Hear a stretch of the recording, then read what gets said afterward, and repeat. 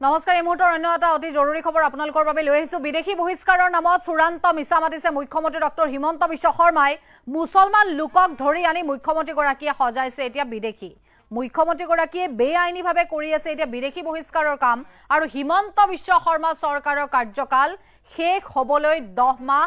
বাকি আছে এতিয়াহে বিদেশী খেদাৰ নামত হৈছয় কিয় লগাইছে মুখ্যমন্ত্ৰীগৰাকী এনেধৰণে এবাৰ বিস্ফোৰক মন্তব্য কৰিবলৈ কৰা দেখিবলৈ পোৱা গৈছে মুখ্যমন্ত্ৰী ডক্টৰ হিমন্ত বিশ্ব শৰ্মাৰ বিৰুদ্ধে বিধায়ক অখিল গগৈৰ কিছু কেতবোৰ মন্তব্য তেওঁ ইতিমধ্যে কৰিছে বিশেষকৈ হিন্দু মুছলমানৰ যি ৰাজনীতি সেই ৰাজনীতিক লৈও তেওঁ কেতবোৰ বিস্ফোৰক মন্তব্য কৰিছে আৰু বিভিন্ন ধৰণৰ কটু সমালোচনা মুখ্যমন্ত্ৰীগৰাকীৰ বিৰুদ্ধে কিছু তথ্য শেহতীয়াকৈ আপোনালোকক আমি জনাই যাম আমি ইতিমধ্যে জনাইছো বিদেশী বহিষ্কাৰৰ নামত মুখ্যমন্ত্ৰী ডক্টৰ হিমন্ত বিশ্ব শৰ্মাই চূড়ান্ত মিছা মাতিছে ৰাজনীতিৰে পাৰ কৰিব বিচাৰিছে 2026ৰ নিৰ্বাচনী বৈতৰণী হিন্দু মুছলমানৰ ৰাজনীতি পুনৰ আৰম্ভ কৰিব মুখ্যমন্ত্ৰীয়ে মুছলমান লোকক ধৰি বিদেশী সজাইছে মুখ্যমন্ত্ৰীগৰাকীয়ে বেআইনীভাৱে কৰি আছে বিদেশী বহিষ্কাৰৰ কাম আৰু হিমন্ত বিশ্ব শৰ্মা চৰকাৰৰ কাৰ্যকাল শেষ হ'বলৈ 10 মাহ বাকি আছে মাত্ৰ আৰু এতিয়াহে বিদেশী খেদাৰ নামত মুখ্যমন্ত্ৰীগৰাকীয়ে হৈছয় কিয় লগাইছে এনেধৰণেও প্ৰশ্ন উত্থাপন কৰিছে বিধায়কগৰাকীয়ে মুখ্যমন্ত্ৰী ডক্টৰ হিমন্ত বিশ্ব শৰ্মাৰ বিৰুদ্ধে বিভিন্ন ধৰণৰ বিস্ফোৰক মন্তব্য কৰিছে শিৱসাগৰ সমষ্টিৰ বিধায়ক অখিল গগৈয়ে হিন্দু মুছলমানৰ ৰাজনীতি কিয় বাৰম্বাৰ আৰু এই ৰাজনীতিৰে 2026ৰ নিৰ্বাচনী বৈতৰণী পাৰ কৰিব বিচাৰিছে নেকি মুখ্যমন্ত্ৰীগৰাকীয়ে অবৈধভাৱে মুছলমান লোকক ধৰি নি অস্থিৰ কৰিব বিচাৰিছে অসমখনক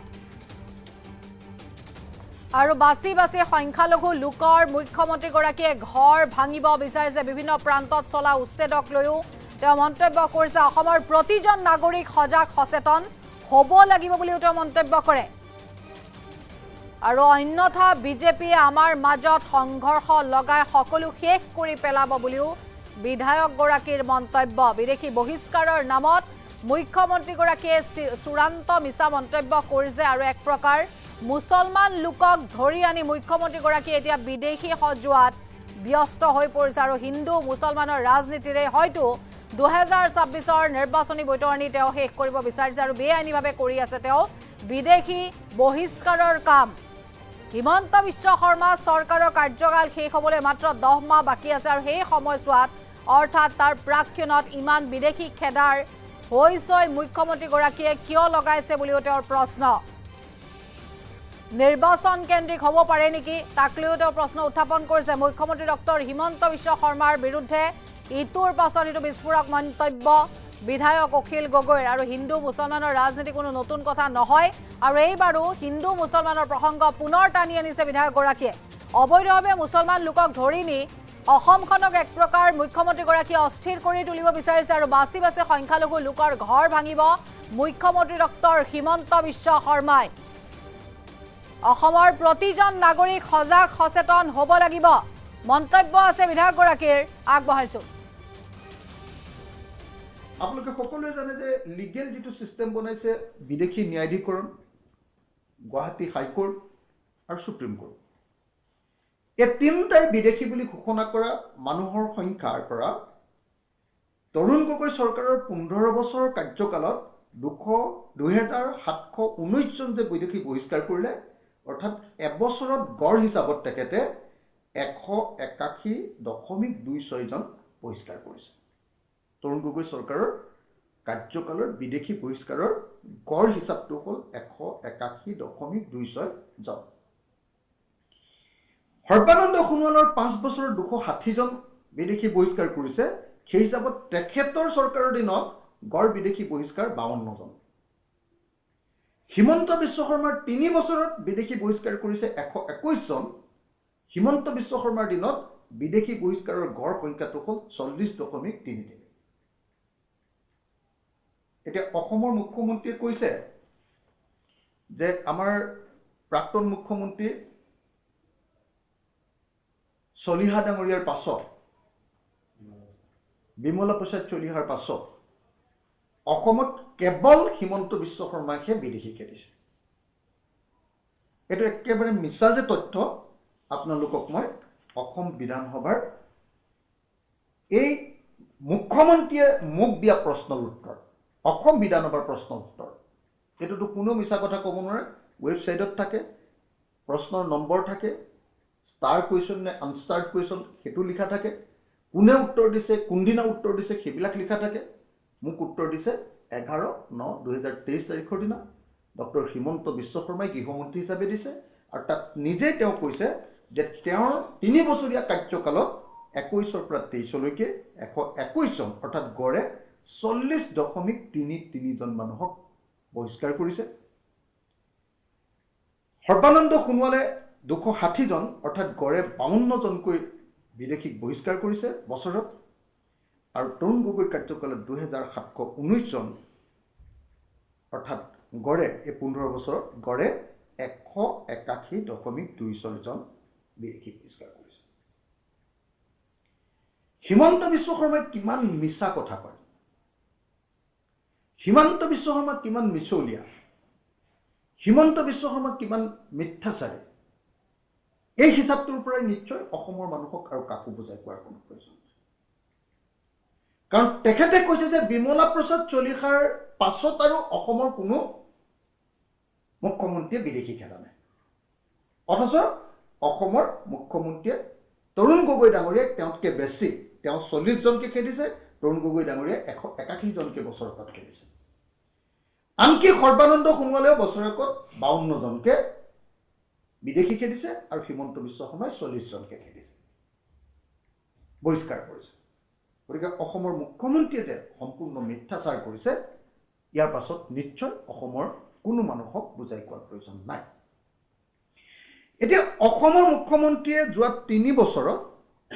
24 চনৰ হিচাপটো মই পোৱা নাই যোৱা 3 বছৰত গড়ে 40 জনকৈ মানুহ বহিষ্কাৰ কৰিছে আৰু এটো লিগেল বিদেশী ন্যায়াধিকৰণে বা সুপ্ৰিম কোৰ্টে যেতিয়া বিদেশী বুলি ডিক্লেয়াৰ কৰি দিলে অৰ্থাৎ ডিক্লেয়াৰ্ড ফৰেনাৰ্ছক পঠিয়াই দিয়াৰ ব্যৱস্থা কিন্তু এতিয়া অসমৰ মুখ্যমন্ত্ৰীয়ে যেটো কাম কৰিছে এনে মানুহক সন্দেহতে ধৰি আনিছে মুখ্যমন্ত্ৰীটো কৈছে কালি আপোনালোকে শুনিছে নিশ্চয় যে এনআৰচিত নাম থাকিলেও সেই মানুহজনক মই বিদেশী বুলি ধৰি আনিব পাৰো অসমৰ মুখ্যমন্ত্ৰীয়ে কৈছে যে এনআৰচিত নাম থকাৰ পাছতো যদি আমি সন্দেহ কৰো যে তেওঁ বিদেশী তেতিয়া হলে সেই ডিসিজনে সেই মানুহজনক ধৰি আনিব পাৰিব আৰু ধৰি আনি তেওঁ অসমৰ পৰা বহিষ্কাৰ কৰি দিব এটো সম্পূৰ্ণৰূপে এটা ইলিগেল অবৈধ বেআইনী এটা কাম অসমৰ মুখ্যমন্ত্ৰীয়ে কৰিছে আৰু এনেকৈ তেখেতে অসমৰ ভাৰতৰ যি আপোনাৰ আইন ব্যৱস্থা আছে সেই আইন ব্যৱস্থাক অসমৰ সিস্টেম যেটো দেশৰ যি ৰাষ্ট্ৰীয় ব্যৱস্থা যি আইন ব্যৱস্থা সেই আইন ব্যৱস্থাক সম্পূৰ্ণৰূপে দেশৰ যেটো আইনৰ শাসন বুলি কয় সেই আইনৰ শাসনক সম্পূৰ্ণৰূপে ধুলিচ্ছাত কৰি এজন ফ্যাসিষ্ট মানুহৰ চৰিত্ৰটো প্ৰকাশ কৰিছে এই কামটো কিয় তেখেতে কৰিছে প্ৰথম 3 বছৰ তেখেতে বিদেশী খেদাৰ বৈধভাৱে বিদেশী খেদাৰ অৰ্থাৎ আইনসংগতভাৱে বিদেশী খেদাৰ কোনো ব্যৱস্থা নকৰি এতিয়া বছৰটোৰ শেষত যেতিয়া তেওঁ চৰকাৰ শেষ হ'বলৈ হ'ল আৰু 10 মাহ সময় আছে এই 10 মাহৰ পৰা বিদেশী খেদা কিয় আৰম্ভ কৰিব কৈছে তেখেতে বিদেশীক লৈ ইমান হুলস্থুল কেলে কৰিছে তাৰ একমাত্ৰ কথাটো হ'ল যে এতিয়া হিন্দু মুছলমানৰ ৰাজনীতি কৰি 2026 চনৰ নিৰ্বাচনী বৰ্তৰণি পাৰ হ'বৰ কাৰণে তেখেতে কাম কৰিব কৈছে আপোনালোকে সকলোৱে দেখিছে যে এবাৰ ঈদত এক কালি পৰখি যেটো ঈদ পাৰ হৈ গ'ল তাত কটন কলেজৰ ওচৰত গৰু মাংস ওলাইছে ধুবুৰী টাউনত কৰবাত গৰু মাংস ওলাইছে হিন্দু এলেকাত নিষিদ্ধ মাংস ওলাইছে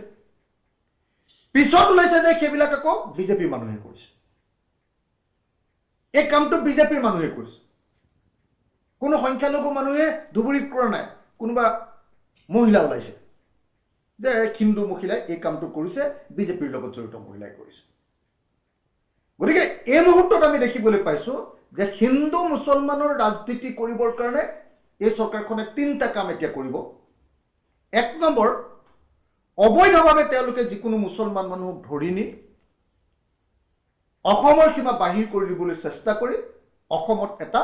সাংঘাতিক ধৰণৰ অস্থিৰতা এটা তৈয়াৰ কৰিবলৈ চেষ্টা কৰে, যাতে হিন্দু মুছলমানৰ ৰাজনীতি এটা গঢ়ি উঠে। এটা অস্থিৰতা, এটা সংঘৰ্ষময় পৰিৱেশ, এটা অশান্তিকৰ পৰিৱেশ, যাতে এইটোক লৈ ক্ৰিয়া প্ৰতিক্ৰিয়াৰ মাজেদি যাতে বিজেপি চৰকাৰে ফাইদা লুটিব পাৰে। দ্বিতীয় যিটো কাম তেওঁ কৰিব সেইটো হ'ল চাই সংখ্যালঘু মানুহ কিছুমানৰ ঘৰ ভাঙিব এতিয়া, উচ্ছেদ। আৰু উচ্ছেদ কৰি কি কৰিব, গোটেই অসমত হিন্দু মুছলমানৰ এটা বাতাবৰণ তৈয়াৰ কৰিব। এইটো দ্বিতীয়। আৰু তৃতীয়, বিজেপি, RSS আৰু সংঘ পৰিবাৰৰ যিবিলাক সংগঠন আছে, সেই সংঘ পৰিবাৰৰ সংগঠনবিলাকৰ জৰিয়তে, তেওঁলোকৰ সদস্য কিছুমানৰ জৰিয়তে, নিৰ্দিষ্ট কিছুমান এনেকুৱা সদস্যৰ জৰিয়তে ষড়যন্ত্ৰ কৰি এনেকৈ হিন্দু মুছলমানৰ মাজত সংঘাত লগাবৰ কাৰণে নিষিদ্ধ গো মাংসকে ধৰি এই যে মন্দিৰৰ ওচৰত গো মাংস পেলোৱা এনেকুৱা ধৰণৰ ঘটনা কিছুমান ঘটাই মানুহৰ মাজত সন্ত্ৰাসময় পৰিস্থিতি, সংঘৰ্ষময় পৰিৱেশ, হিন্দু মুছলমানৰ কাজিয়া লগাৰ পৰিৱেশ সৃষ্টি কৰিব। সেইকাৰণে মই অসমৰ প্ৰত্যেকজন নাগৰিকক বিনম্ৰভাৱে অনুৰোধ জনাইছোঁ যে যিজন মুখ্যমন্ত্ৰীয়ে যোৱা 4টা বছৰত বিদেশী খেদিবৰ কাৰণে কোনো উদ্যোগ নললে, আনকি তেওঁৰ নিজৰ বিজেপি চৰকাৰৰ সৰ্বানন্দ সোণোৱালৰ চৰকাৰতকৈ তেওঁ কম বিদেশী খেদিছে, তৰুণ গগৈ ডাঙৰীয়াতকৈও কম বিদেশী খেদিছে। কংগ্ৰেছক য'ত তেওঁলোকে কৈ থাকে যে কংগ্ৰেছে বিদেশী ৰক্ষণাবেক্ষণ দিয়ে, য'ত তৰুণ গগৈ চৰকাৰ, কংগ্ৰেছ চৰকাৰ দিনত 181জনকে গড়ে বিদেশী খেদিছে, সৰ্বানন্দ সোণোৱালে 52জনকে খেদিছে, আৰু অতি বিদেশীৰ বিৰুদ্ধে হাল্লা হুলস্থুল কৰি থকা হিমন্ত বিশ্ব শৰ্মাৰ চৰকাৰে, হিমন্ত বিশ্ব শৰ্মাই 40জনকে বছৰেকত বিদেশী খেদিছে, বহিষ্কাৰ কৰিছে। এই কথাখিনি অসমৰ প্ৰত্যেকজন নাগৰিকে বুজি উঠা দৰকাৰ যে 26ৰ নিৰ্বাচনৰ কাৰণে বিজেপিয়ে, বিশেষকৈ হিমন্ত বিশ্ব শৰ্মাই অসমক অস্থিৰ কৰাৰ পৰিকল্পনা কৰিছে। 26ৰ নিৰ্বাচনৰ এই অস্থিৰ কৰাৰ, অসমখনক অস্থিৰ কৰি হিন্দু মুছলমানৰ সংঘাত আৰু সংঘৰ্ষ লগাই বিজেপিয়ে নিৰ্বাচনী বৈতৰণি পাৰ হ'বৰ কাৰণে চেষ্টা কৰিব। আৰু অসমৰ মানুহে খুব সাৱধানেৰে বিজেপিৰ এই ষড়যন্ত্ৰত ভৰি নিদিবৰ কাৰণে সচেষ্ট হ'ব লাগিব। প্ৰত্যেকজন অসমৰ মানুহ সাৱধান হ'ব লাগিব। হিন্দু, মুছলমান, খ্ৰীষ্টান, জৈন, বৌদ্ধ, শিখ সকলো জাতিৰ মানুহ সাৱধান হ'ব লাগিব। আমাৰ থলুৱা বা আপোনাৰ অন্যান্য বহিৰাগত যোনেই নহওক লাগিলে অসমত স্থায়ীভাৱে বসবাস কৰা প্ৰত্যেকজন নাগৰিক সাজু হ'ব লাগিব, সাৱধান হ'ব লাগিব। নহ'লে কিন্তু বিজেপিয়ে আমাৰ মাজত সংঘৰ্ষ লগাই খতম কৰি দিব।